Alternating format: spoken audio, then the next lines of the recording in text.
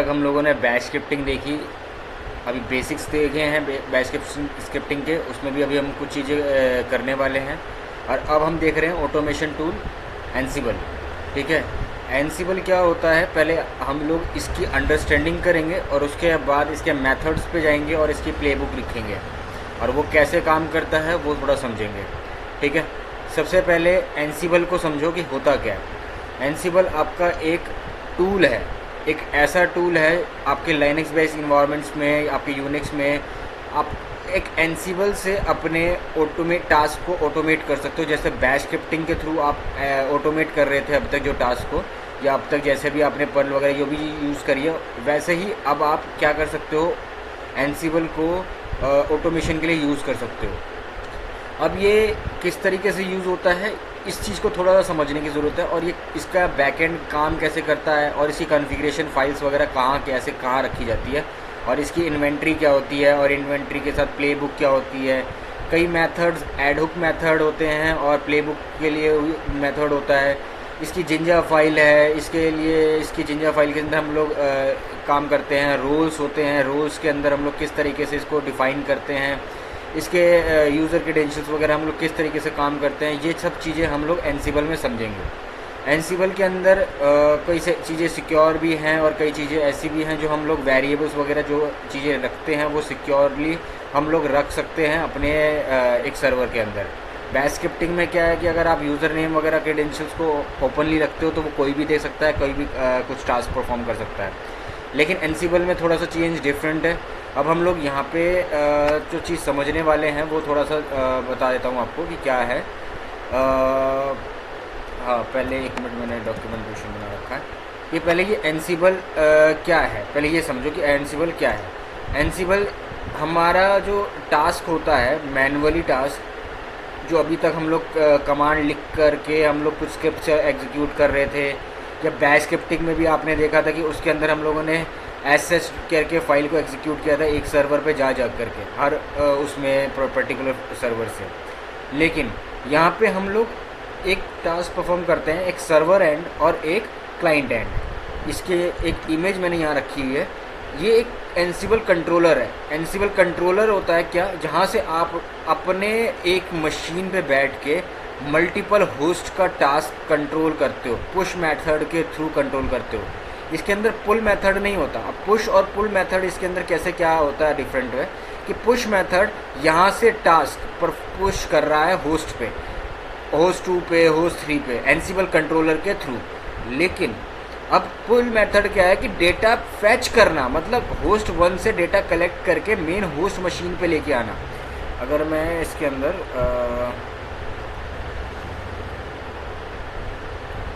Paint खोल देता हूँ,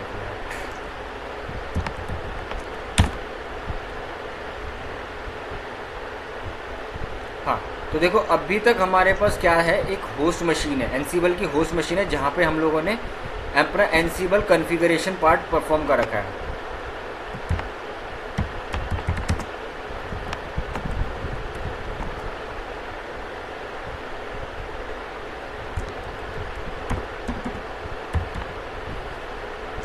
ठीक है, ये हमारा एनसिबल का होस्ट मशीन है, जहाँ पे हम लोगों ने अपना एनसिबल कॉन्फ़िगर कर रखा है। एक बात ये भी याद रखना कि जो होस्ट मशीन है वो इन्वायरमेंट लाइनक्स बेस है।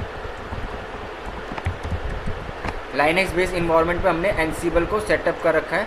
अब एक बात ये भी याद रखना कि ये एनसिबल जो होता है वो 2 मेथड के थ्रू काम करता है। एक होता है एनसिबल आपका CLI बेस जैसे, और एक होता है एनसिबल टावर जो कि GUI बेस होता है।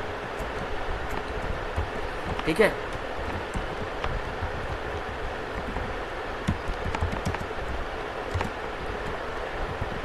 एनसिबल टावर, हम दोनों ही मेथड्स को एक एक बार सब कुछ करके देखेंगे। पहले CLI पे हम लोग ज़्यादा फोकस करेंगे, और वही जो टास्क हम लोग CLI बेस पे कर रहे हैं वही टास्क ये हमारे को उसके अंदर भी मतलब सेम एज़ यूजुअल चीज़ें दिखती हैं। कुछ चीज़ें डिफरेंस हो सकती है, टास्क चेंजेस हो सकते हैं, बस इतना ही फ़र्क है। और बाकी जो कॉन्सेप्ट है आपका वो सब कुछ नॉर्मल ही सेम चलेगा इसके अंदर। ठीक है, अभी जो एनसिबल होस्ट है वो करता कैसे है, कम्युनिकेट करता है अपनी होस्ट मशीन्स के साथ। ये आपकी होस्ट मशीन है,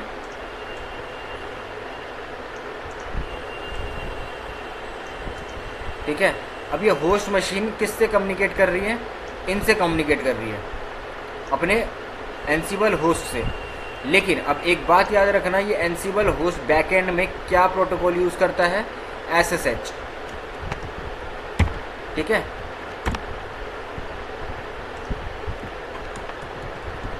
SSH का प्रोटोकॉल यूज़ करता है, आपस में मशीन के साथ इस कम्युनिकेशन बिठाता है और इसके बीच में डेटा ट्रांसमिशन का जो भी टास्क है परफॉर्म करना है वो वाया SSH प्रोटोकॉल के थ्रू ही काम करता है ये बैकएंड में एनसिबल, ठीक है। अब इसके बीच में कॉन्फ़िगरेशन पार्ट कैसे करना है वो लोग हम थोड़ी देर में समझेंगे, ठीक है। अभी फ़िलहाल ये आपका होस्ट 1, होस्ट 2, होस्ट 3,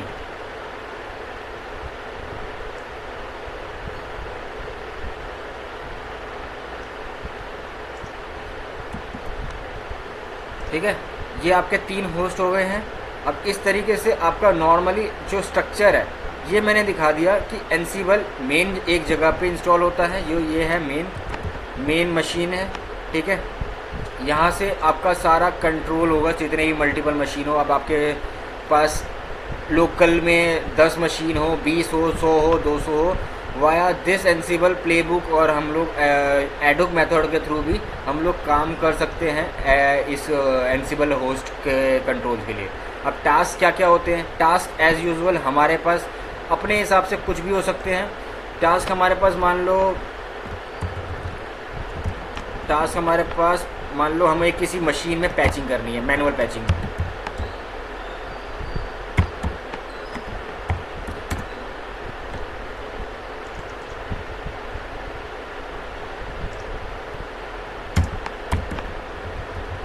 ठीक है, मान लो हमारे पास कुछ मशीन सर्वर्स हैं जो हमें मैनुअल पैचिंग करनी है। हम लोगों को कोई डेटा कॉपी करना है, हम लोगों को कोई चीज़ फाइल कंटेंट या स्क्रिप्ट लॉन्च करानी है, ठीक है। ऐसे कई सारे टास्क जो हम लोग नॉर्मली मशीन में करते हैं वो हम लोग एनसिबल के थ्रू भी कर सकते हैं। और ये टास्क मल्टीपल डेटा को फैच करने और इस तरीके से भी कर सकता है। और जैसे monitoring related task, monitoring data जो भी होगा, जैसे कि आपका रैम यूटिलाइजेशन, आपका मशीन का कोई पर्टिकुलर ऐसा कुछ है, जैसे कि आपको आर्किटेक्चर जानना है, मशीन के अंदर नेटवर्क की आईपी एड्रेस जानना है, तो वटेवर जो भी आपको चाहिए है वो सारी चीज़ इसके अंदर हम लोग परफॉर्म कर सकते हैं, यूज़ कर सकते हैं। एक ही मशीन पे बैठे बैठे हमें बार बार मल्टीपल मशीन्स पे जाने की ज़रूरत नहीं है। हमें सिर्फ क्या चाहिए होगा, हमें होस्ट मशीन का आईपी एड्रेस चाहिए सिर्फ, ठीक है। हमें होस्ट मशीन का आईपी एड्रेस चाहिए।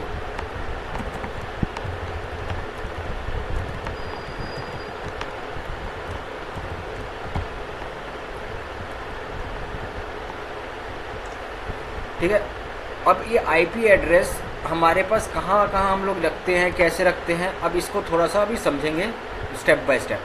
अभी अब स्ट्रक्चर देख लिया, यही स्ट्रक्चर यहाँ पे है। अब मैं इसको थोड़ा स्ट्रक्चर को आपको क्लियरिफाई कर देता हूँ कि स्ट्रक्चर क्या कह रहा है। ये एनसिबल कंट्रोलर है, हमारा एक एनसिबल कंट्रोलर होता है, ठीक है। अब यहाँ पर हम लोग एक लाइनक्स मशीन है हमारी और इसके ऊपर हम लोग एनसिबल इंस्टॉल कर लेंगे और वहाँ से हम लोग SSH कम्युनिकेट करा देंगे इन दोनों के बीच में। मतलब होस्ट 1 से एनसिबल कंट्रोलर के बीच में हम लोग SSH का कम्युनिकेशन करा देंगे ताकि ये प्रोटोकॉल बार बार पासवर्ड ना ले, पासवर्ड लेस कॉन्फ़िगरेशन करेंगे। अब पासवर्ड लेस SSH क्या होता है, अगर ये जानना है तो आपको मैं उसके अंदर ये चीज़ समझाऊंगा। आपकी जो लाइनक्स वाली वीडियो की सीरीज़ जो चल रही है उसके अंदर पासवर्ड लेस SSH कैसे होता है, कॉन्फ़िगरेशन पार्ट क्या है, इसमें भी हम लोग करेंगे, देखेंगे। बाकी उसके अंदर भी हम लोग थोड़ा एडवांस स्ट्रक्चर में थोड़ा समझ लेंगे कि कैसे कैसे होता है क्या चीज़ें, ठीक है। अब यहाँ पे बीच में कम्युनिकेशन SSH बेस्ड है और यहाँ से होस्ट 1, होस्ट 2, होस्ट 3 के बीच में कम्युनिकेशन किस तरीके से बैठ रहा है, वाया प्रोटोकॉल SSH यूज़ करके, ठीक है।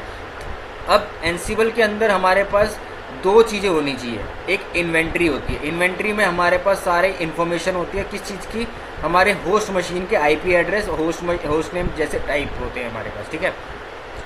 अब ये जो आईपी होता है, आईपी तो हमारे पास रखा होता है, लेकिन इसके बैकएंड में हम लोग जो एग्जीक्यूशन कराते हैं वो हम लिखते हैं एक प्लेबुक। प्लेबुक क्या होती है? एक ऐसी स्क्रिप्ट फाइल होती है जिसमें हम लोग अपना डेटा मेंशन कराते हैं कि हमारे को टास्क परफॉर्म क्या करना है हमारे होस्ट मशीन पे। लाइक कॉपी करना है, फायरवॉल की सेटिंग ऑन ऑफ करनी है या फिर कुछ चीज़ इंस्टॉल करनी है। जैसे कि हम लोगों को मान लो कि एक होस्ट मशीन जो है हमारे पास, एक मिनट यहाँ पर मैं दिखाता हूँ। मान लो कि हमारे पास ये जो होस्ट मशीन है वो है उबंटू, ठीक है। पहली मशीन हमारे पास उबंटू बेस्ड है, तो उबंटू बेस्ड में अगर आपको मैं थोड़ी सी चीज़ आप जानते होंगे तो वो एपीटी करके इंस्टॉलेशन पार्ट होता है, एपीटी, ठीक है। एपीटी इंस्टॉल और पैकेज का नाम,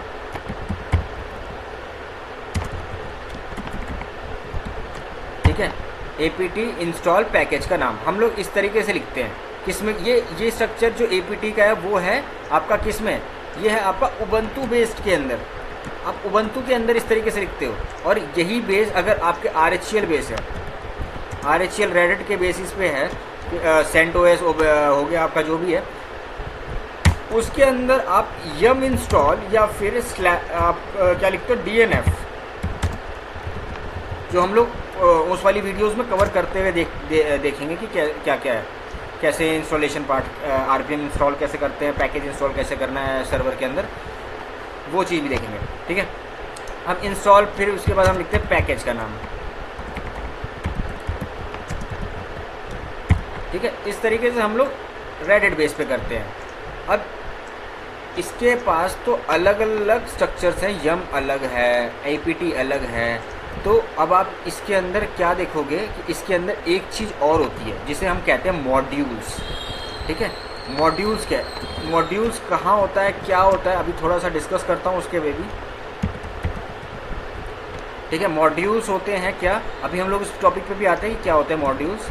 सबसे पहले स्ट्रक्चर को समझ लिया आपने कि होस्ट के बीच में कम्युनिकेशन कैसे हो रहा है, एनसीबल का मेन पॉइंटर कौन सा होता है और उससे हम लोग होस्ट मशीन पे किस तरीके से कम्युनिकेट कराते हैं। अब एक चीज़ और समझ लो, क्या कि ये चीज़ जो मशीन है वो आपकी ज़रूरी नहीं है आपकी लोकल ही हो, ठीक है। लोकल मशीन ही नहीं हो सकती ज़रूरी, और मशीन जो लोकल मशीन है वो ज़रूरी नहीं है कि लाइनक्स बेस्ड ही हो, विंडोज़ भी हो सकती है, ठीक है। विंडोज़ बेस्ड भी हो सकती है, आपका ये क्लाउड बेस्ड भी हो, अगर कोई मशीन्स हैं तो वो भी आप इसके अंदर यूज़ कर सकते हो।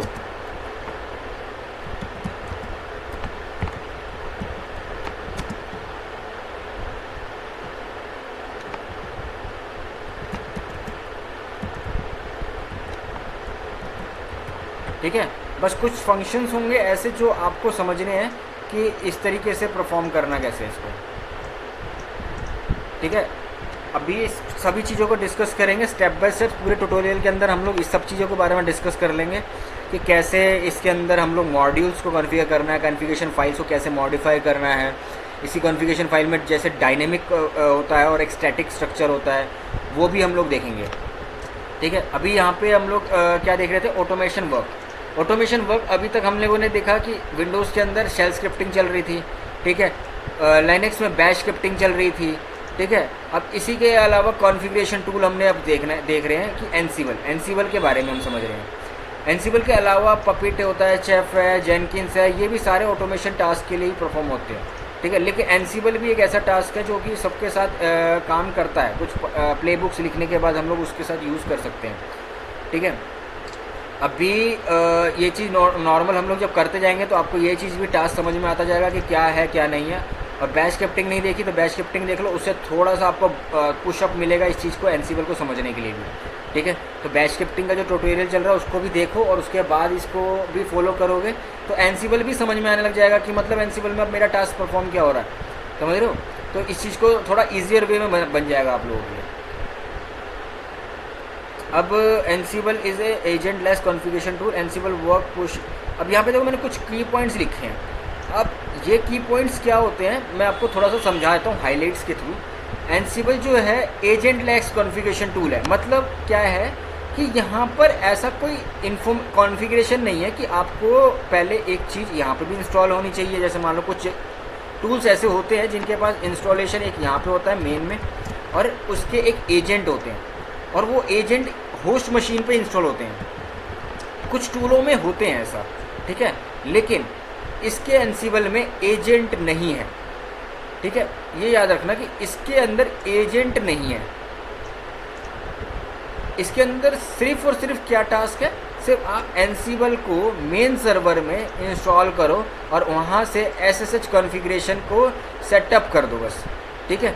जब आप ये दो टास्क परफॉर्म कर लोगे इन दोनों के बीच में कम्युनिकेशन के लिए, उसके बाद आप डायरेक्टली कुछ नहीं करना है, आप यहाँ से डेटा पुश करोगे और यहाँ पे होस्ट पे पहुँचेगा, और होस्ट के पास से जो डेटा होगा कलेक्शन करेगा, और वो होस्ट से डेटा अगर आपको चाहिए तो वो आपको यहाँ पे भी मिल जाएगा, ठीक है।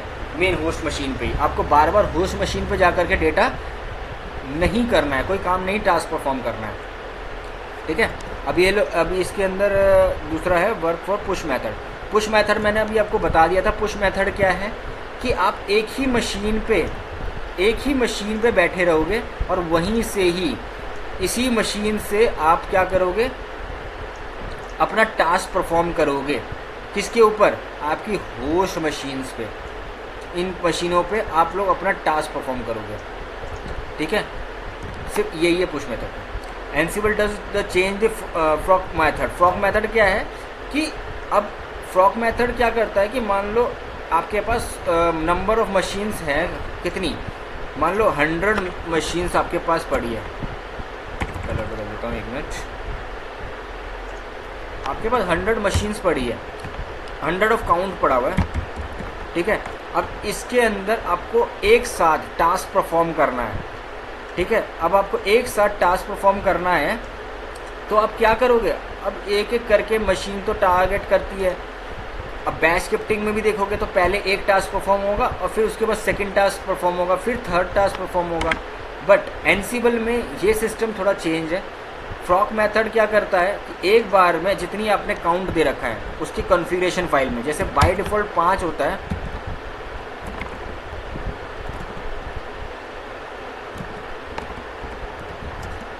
बाय डिफ़ॉल्ट 5 फॉक मेथड होता है, जिसके अंदर क्या टास्क परफॉर्म करता है कि एक बार में आपकी 5 मशीन का काउंट, एक बार में आपकी 5 मशीन ट्रिगर होंगी एक ही टास्क में। मतलब ऐसा नहीं है कि पहले एक मशीन टास्क हो रही है कि pहले ये वाला टास्क परफॉर्म हुआ, फिर ये वाला टास्क परफॉर्म हुआ, फिर इसका टास्क परफॉर्म हुआ, ऐसा नहीं। अब अगर आपने 5 दे रखा है तो एक बार में 5 मशीन ट्रिगर होनी है एक ही टास्क, एक ही टाइमिंग में, ठीक है। जब ये 5 टास्क में कोई काम पूरा हो जाता है देन वो फिर 5 टास्क पे जाएगा, और जब वो टास्क परफॉर्म हो जाता है देन वो फिर उसके बाद 5 टास्क पे जाएगा इसके बाद, ठीक है। इस तरीके से ये टास्क परफॉर्म करता चला जाएगा, ठीक है, जितने मशीन्स होंगे। मतलब एक बार में 5, एक बार में 5, एक बार में 5, ठीक है। इस तरीके से टास्क जाएगा, और जब ये 100 का टास्क पूरा हो जाएगा तब वो एनसिबल की प्लेबुक डन कर देगी। और अगर उसमें कुछ एरर्स और इश्यूज़ आते हैं तो वो आपको एरर और इश्यूज़, बग्स भी दिखाएगा कि आपका कहाँ पे इशू किस तरीके से आ रहा है। वो भी हम देखेंगे कि किस तरीके से क्या क्या इश्यूज़ आते हैं और कैसे दिखते हैं और किस तरह से शॉर्ट आउट करने हैं, ठीक है। तो ये आपने समझ लिया फॉक मेथड क्या है कि एक बार में 5 मशीन्स पे एक ही टाइम पे डेटा ट्रिगर होना, वो फ्रॉक मेथड कहलाता है। और ये वैल्यू बाय डिफ़ॉल्ट 5 होती है, लेकिन हम इसे चेंज भी कर सकते हैं, ठीक है। लेकिन ये बात याद रखना, अगर हम फ्रॉक वैल्यू चेंज करते हैं तो आपकी मशीन का लोड बढ़ेगा, ठीक है। तो याद रखना आपकी रैम यूटिलाइजेशन जो है वो उतनी कैपेसिटी में हो जितना आप उसके अंदर फ्रॉक वैल्यू एक बार में ट्रिगर करवाना चाहते हो, ठीक है। और ये आपकी मेन मशीन पे टास्क होगा। तो ये चीज़ याद रखना कि आपकी मेन मशीन, अगर मान लो आप एक बार में 10 सर्वर पे टास्क परफॉर्म कर रहे हो तो आपके पास minimum normal capacity 12 GB RAM और 16 GB रैम के आसपास होनी चाहिए इसकी, ताकि आपको जो मशीन है वो स्लो ना हो, ठीक है। ये चीज़ ध्यान रखना। अब ये चीज़ ठीक है, अभी इसका थोड़ा बेसिक अंडरस्टैंडिंग आपने देख ली। अब आगे का देखते हैं प्लगइन्स वगैरह क्या होता है, एसएसएच कॉन्फ़िगरेशन क्या होती है, इंस्टॉलेशन कैसे होती है। अब हम अगले पार्ट में ये भी देखते हैं। थोड़ा सा अंडरस्टैंडिंग ज़रूरी थी जो ये मैंने बताई अभी आपको।